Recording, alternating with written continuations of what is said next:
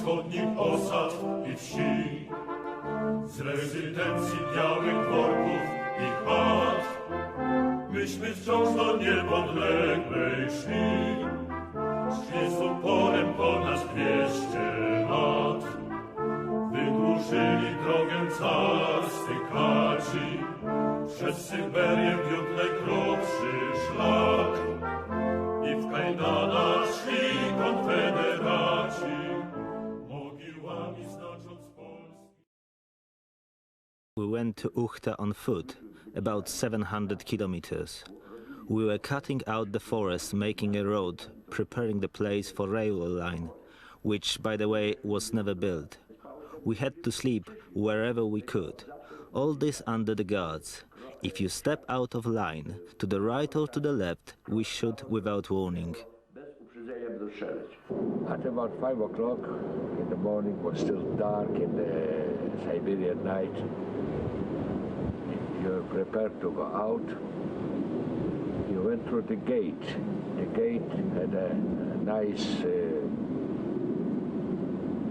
writing in Cyrillic alphabet. Через труд к освобождению. Same as Germans did it.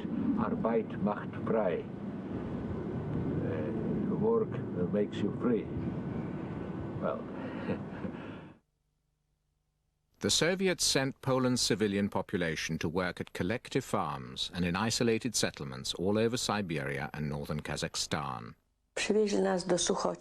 They brought us to Sukhotyn. There was no station, it was in the middle of a steppe. They put down some planks of wood and told us to get out. It was early morning and several thousand people got off in the steppe. And I remember a Bolshevik saying, "Now get your things and run into your Poland." It was a barren steppe and we stood there. It was becoming hot and it was already the beginning of May. And there was a terrible silence, despite these crowds of people. Everyone was waiting for something, not knowing what. It was all very depressing. Stefan Weidenfeld's odyssey started when he was 16. After a week-long journey, we found ourselves in the forest, in the middle of nowhere, guarded by a single Soviet elderly policeman whose name was Borisov, and who guarded us with a rifle hanging on a string from his shoulder. There was no way of escaping, and we all had to work in the forest. We were sent there for re-education in physical work. And this was, of course, a lot of rubbish. They put us in the stables, several dozen families in addition to us. There was no water, we had to draw it from a hole in the steppe. When the cows were drinking, there was no water for us. When they stopped, then we could have some. We cooked over little bricks over the holes dug up in the steppe. Majority of the people started working in gold mining pits. In the pit called Yuzhna, you used to work in water. They supplied you sort of the rubber overalls and gave you, regardless of your age or sex, gave you a glass of very strong vodka before you went there. Conditions were really, really harsh. I was working one of those as a 14-year boy, nearly 1,000 feet below the ground. So were the pregnant women, so were my mother. My mother died of meningitis. She was 32, and we were left alone for 6 long years. The two of us lived in a mud hut, and when it was raining, we were wet. When there was frost, we were freezing. When it snowed, sometimes we were completely buried, like in a grave, and then our neighbors, people of goodwill, would dig us out. There were times when for 3 to 4 days we had nothing to eat, because there was nothing to eat. When spring came, we stole whatever we could. We collected animal bones in the steppe, but there were few animals because people ate most of them. I learned to sit by the holes of steppe rats, and when a rat was coming out, catch it by its tail, kill it and eat it. I find it difficult to believe that all this is true, but it is the truth. Nothing but the truth.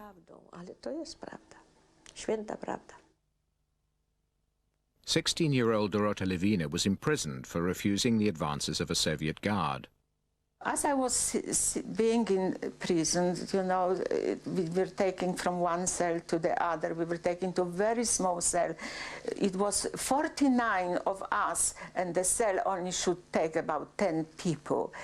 We went on the hunger strike, and it did help. It did help in this way, that half of us, they removed to the working cell. We were peeling potatoes for the whole prison. Half a year later, a two-day journey on foot to her trial resulted in severely frostbitten feet. Her life was saved by her mother. She realized that she had to do something and do quick, because if she wouldn't get rid of the 3 toes we were showing already sign of gangrene, next day it would be foot and we'll be never able to cope. I didn't have any feel of those 3 toes that she amputate using scissors. The nightmare started with the onset of winter, when we were sent as a maintenance team on the ice road. The ice road was a special way of transporting large amounts of timber from the working area in the forest to the riverside. It ran for 11 kilometers along a stream, and our job was to water the ice rails of the ice road during the night to prepare it for work in the morning. Because by the time we got back to the settlement, we often found that the temperature dropped to minus 40 degrees. It was probably even colder during the night when we had to work. We soon discovered that one way of keeping warm in this terrible night frost was to splash ourselves with water, and this almost immediately formed a kind of icy armor over our coats and shoes and trousers, and this icy armor kept us reasonably warm. I used to call it my private igloo. Aniela Novak was deported at the age of 10. For 2 years we have no doctors. It was people who didn't have a proper nutrition, and there was cold, so many people died in that camp. Probably half of the people died. Aniela's teenage brother died in a Russian hospital. Their mother went to recover his body. She could see many bodies, and she recognized my brother. And she said that he was naked and his tears were just frozen on his body. She took the body, and with my brother they travel all night and probably a day to bring him home. And then my father has to dig the tomb and grave in this very hard earth, and that's where my brother is, my eldest brother. At the very beginning, on our arrival to Kwasza, we were met with a saying, "Здесь жить будете," which means you will spend here the rest of your life. And this didn't sound very promising. There was another saying we heard quite often, and that was "Привыкните, а как не привыкнете, так подохнете," which means you will get used to it, and if you will not, you will die the death of a dog. Exhaustion, starvation and disease were taking their toll amongst all Stalin slaves.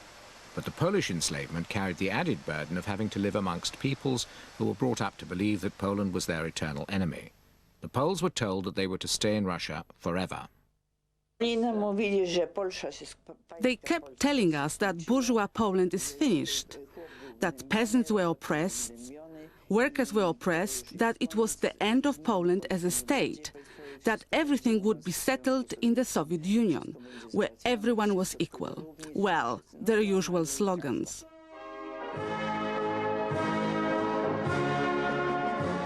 Through our 2 years in Russia, we had formed a view that the population of the Soviet Union was clearly divided into the ruled and the rulers, and that the rulers led entirely different lives from the enormous, much greater part of the population who were the ruled and whose lives were miserable and difficult. And among them we found very many normal, pleasant, compassionate people.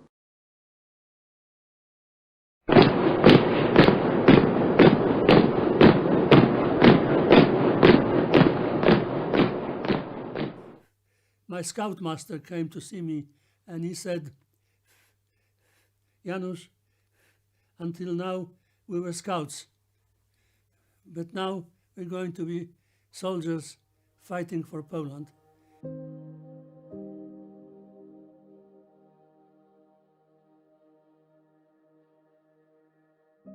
I was born in Warsaw, in a district called Wola. When the time came, I went to a local school, and then there was a sort of siege around the town, which lasted for quite some time. And when it surrendered, that was the real beginning of our life under German occupation. Father lost all his work, so we were really having a very tough time. My parents had friends further north, and the lady loaded 2 huge horse-drawn vehicles with cabbage and all sorts of things, and she traveled, this was winter, she traveled overnight to Warsaw, and to our surprise, she said, would we open our basement compartment, and they unloaded enough food to keep us going for a while, which was terrific.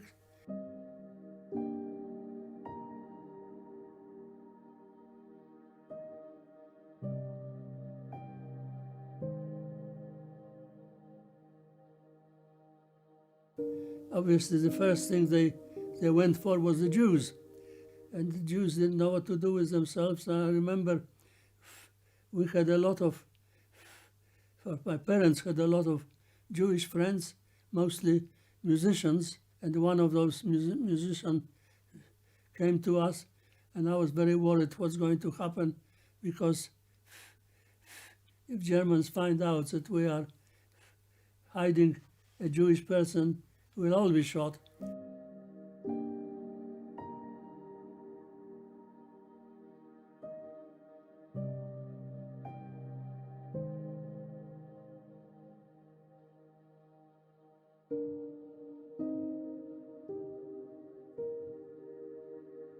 One day, Gestapo came to the school and took all our names and addresses and said, tomorrow morning, 6 o'clock, you are to report at the rifle factory.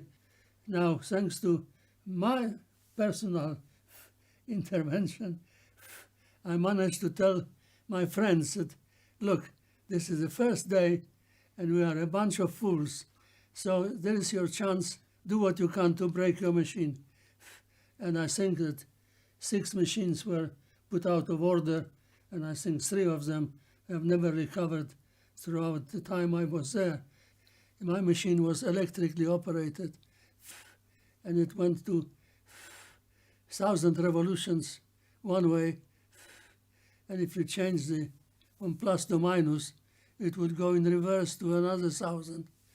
And I remember I got it going at thousands, going forward, and then I went click, click. And I stood there like a fool, and I was. And this gadget suddenly stopped. And I said, what's wrong? Machine is going, and it was undoing itself. And when it undid itself, it flew in the air.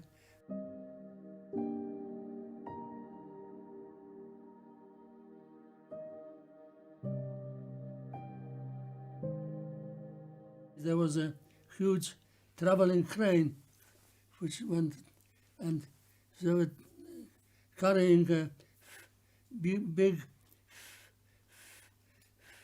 aircraft engine on it, and I don't know whether it was sabotage or not, but it broke loose and fell down from great height onto the ground.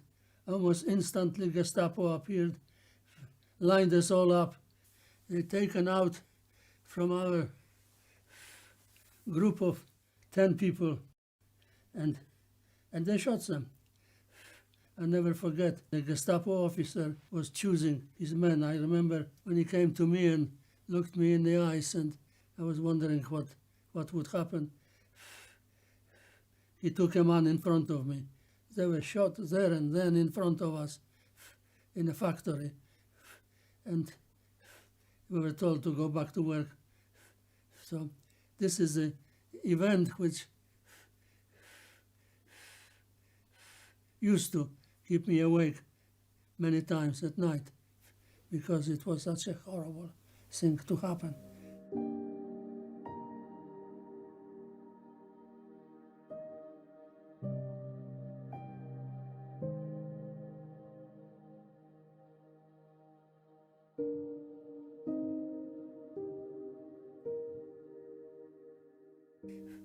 My scoutmaster came to see me, and he said, "Janusz, until now we were scouts, but now we're going to be soldiers fighting for Poland.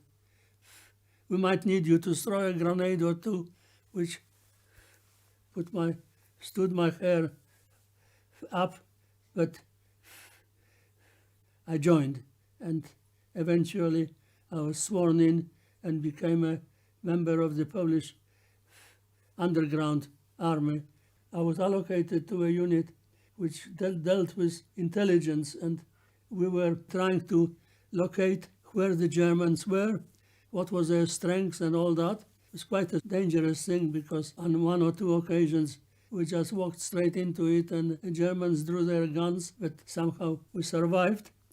There was a big cemetery along the main road somewhere there, and the Polish guys, army guys, buried a lot of weapons in the cemetery before they surrendered. The first action of my unit was to provide cover, making sure that no Germans came, and the other group was digging out the weapons. That was a sort of successful operation, if you like, but Germans didn't come, and they dug their weapons, and we went home, so to speak. There's no way that we were a match for the Germans. It would have been a very unpleasant end of it all.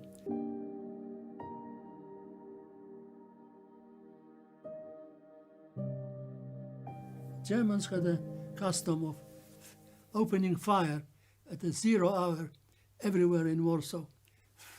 So people weren't aware that something was nasty coming their way.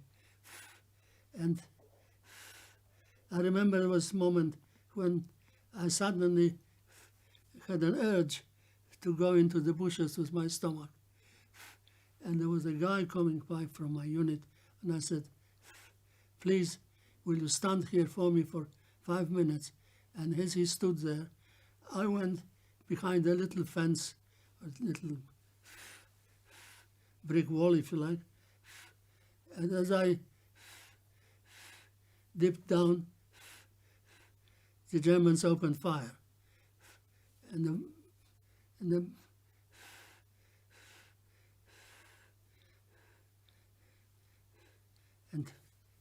one shell exploded where I left my friend.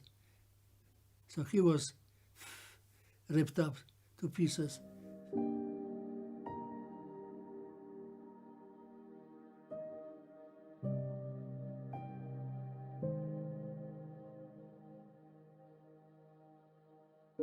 of the first orders I was given was to go and identify a certain guy who was a caretaker in a sort of block of flats. Having identified him that he was the guy that we were after, I read to him the sentence of death that was given to him by Polish court, and I was told to shoot him. So I told him to lie down and shot him. It was a great shock to me to having to shoot a man.